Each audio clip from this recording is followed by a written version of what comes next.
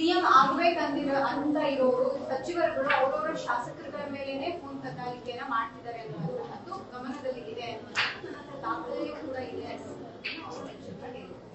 BJP ಆರೋಪ ಮಾಡಿದ್ರು CM ಕದ್ದಾಲಿಕೆ ಮಾಡ್ತಾ ಇದ್ದಾರೆ ಅಂತ. ಕುಮಾರಸ್ವಾಮಿ ಹೇಳ್ತಿರೋದು ಎರಡೂ ಕಡೆ ಆಗ್ತಾ ಇದ್ರೆ ಸಿಎಂ ಡಿಸಿಎಂ ಅನ್ನೋ ಆಗ್ತದೆ, ಎರಡೂ ಕಡೆ ಮುಂದೆ ಸಚಿವ ಸಿಎಂ ಆಗ್ತದೆ. ಇದು ನನಗೆ ಮಾಹಿತಿ ಗೊತ್ತಿಲ್ಲ. ಇವರು ಕೇಂದ್ರ ಸರ್ಕಾರದಲ್ಲಿದ್ದಾರೆ, ಇವರು ರಾಜ್ಯ ಸರ್ಕಾರದಲ್ಲಿದ್ದಾರೆ. ಇಬ್ರು ಅದಕ್ಕೆ ಅವರು ಆಡಳಿತದಲ್ಲಿ ನಡೆಸ್ತಾ ಇರ್ತಕ್ಕಂಥವ್ರು ಉತ್ತರ ಕೊಡ್ತಾರೆ. ನಾವು ಸಾಮಾನ್ಯ ಕಾರ್ಯಕರ್ತರು, ಅದ್ರ ಬಗ್ಗೆ ನಮಗೆ ಮಾಹಿತಿ ಇರಲ್ಲ.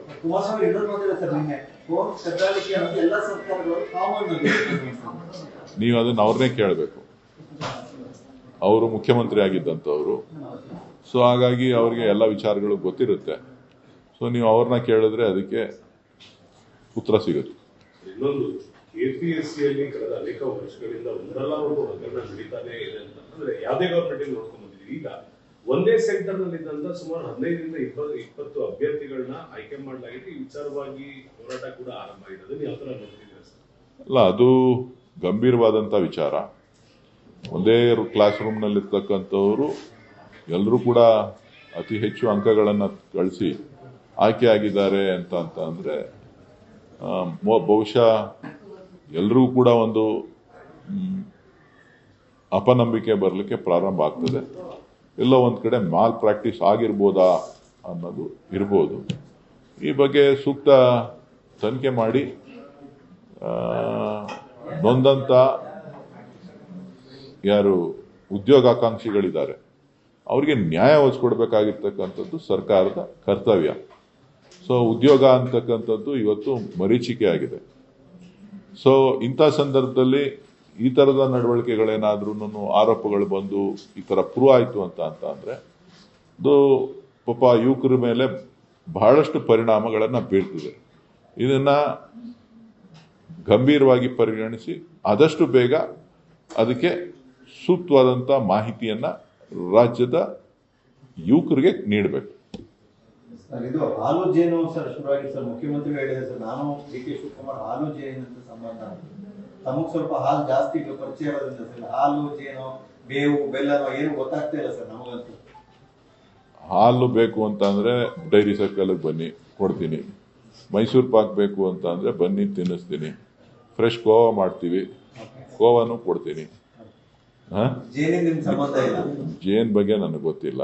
ಜೇನ್ ಬಂದು ಆ ಕಡೆ ಮಡಿಕೇರಿ ಕಡೆ ಎಲ್ಲ ಸ್ವಲ್ಪ, ಮೈಸೂರು ಮಡಿಕೇರಿ ಕಡೆ ಚಾಮರಾಜನಗರ ಕಡೆ ಜಾಸ್ತಿ.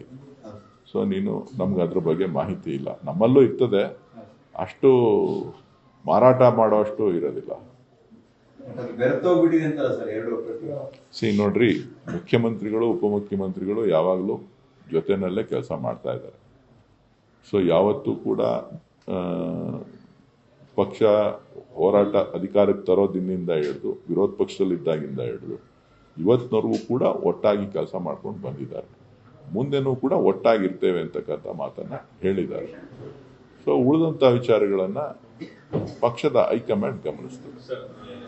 ನರೇಟಿವ್ ಯಾವ ತರ ಸೆಟ್ ಆಗಿದೆ ಅಂದ್ರೆ, ಪ್ರತಿ ಬಾರಿ ಅಧಿವೇಶನಕ್ಕೆ ಹೋಗೋಕ್ಕೂ ಮೊದಲು ಸಿಎಂ ಆಗಿರ್ಬೋದು, ಡಿಸಿಎಂ ಆಗಿರ್ಬೋದು, ನಾವು ಒಗ್ಗಟ್ಟಾಗಿದ್ದೀವಿ ಅಂತ ತೋರಿಸೋ ಪ್ರಯತ್ನ ಅವರು ಮಾಡ್ತಿದ್ರು ಕೂಡ ಪಕ್ಷದಲ್ಲಿರುವಂತಹ ಕಾರ್ಯಕರ್ತರು, MLA-ಗಳು ಬೇರೆ ರೀತಿಯಾದಂತಹ ಸಂದೇಶವನ್ನ ಕೊಡ್ತಿದ್ದಾರೆ. ಈ ಬಾರಿ ಅಧಿವೇಶನಕ್ಕೂ ಮೊದಲು ಹಾಲು ಜೇನು ಬಂದಿದೆ, ಕಳೆದ ಬಾರಿ ಅಧಿವೇಶನಕ್ಕೆ ಮೊದಲು ಬ್ರೇಕ್ಫಾಸ್ಟ್ ಮೀಟಿಂಗ್ ಆಯ್ತು.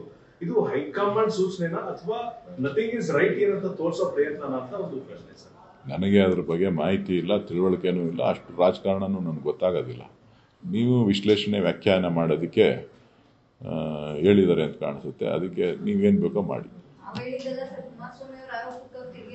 ಅಲ್ಲ, ಕರೆಕ್ಟು. ಈಗ ನಾವು ಚೆನ್ನಾಗಿಲ್ಲ ಅಂತ ನಾವೇನು ಹೇಳಲಿಲ್ಲ, ಗೊತ್ತಾಯ್ತಲ್ಲ. ನಾವು ಒಂದು ಪಕ್ಷದಲ್ಲಿದ್ದೇವೆ. ಒಂದು ಪಕ್ಷದಲ್ಲಿದ್ದಂಥ ಸಂದರ್ಭದಲ್ಲಿ ಪಕ್ಷದ ಸಿದ್ಧಾಂತ, ನಾಯಕತ್ವ ಎಲ್ಲದಕ್ಕೂ ಗೌರವ ಕೊಡಬೇಕಾಗ್ತದೆ. ಆ ಗೌರವವನ್ನು ಕೊಡ್ತಾ ಇದ್ದಾರೆ. Thank you. ಹೆಚ್ಚಿನ ವಿಡಿಯೋಗಳಿಗೆ ಪ್ರತಿಧ್ವನಿ ಯೂಟ್ಯೂಬ್ ಚಾನೆಲ್ ಸಬ್ಸ್ಕ್ರೈಬ್ ಮಾಡಿ, ಬೆಲ್ ಐಕಾನ್ ಕ್ಲಿಕ್ ಮಾಡಿ.